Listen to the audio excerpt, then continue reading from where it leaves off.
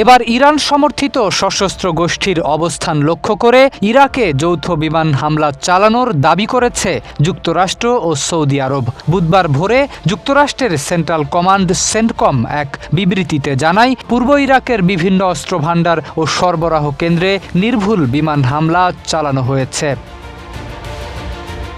গত ৭২ ঘণ্টায় ইরানের ইসলামিক রেভলিউশনারি গার্ড কর্পস বা IRGC পরিচালিত ৩০টির বেশি ড্রোন হামলার জবাব হিসেবেই এই অভিযান চালানো হয়েছে।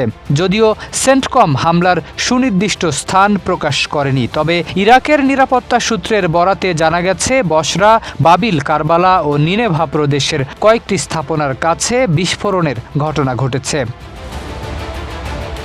২০২৬ সালের ফেব্রুয়ারি থেকে এপ্রিলের মধ্যে ইরান সমর্থিত ইরাকি সশস্ত্র গোষ্ঠীগুলো যুক্তরাষ্ট্রের নাগরিক ও স্থাপনাগুলোর ওপর ৬০০টিরও বেশি হামলার চেষ্টা চালিয়েছে বলে সেন্টকম দাবি করেছে।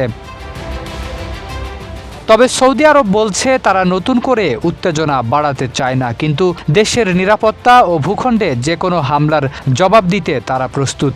ইরাকে এই যৌথ বিমান হামলার পর মধ্যপ্রাচ্যের নিরাপত্তা পরিস্থিতি কোন দিকে মোড় নেয়, এখন সেদিকেই নজর আন্তর্জাতিক মহলের। শরীফ উদ্দিন, ইত্তেফাক নিউজ।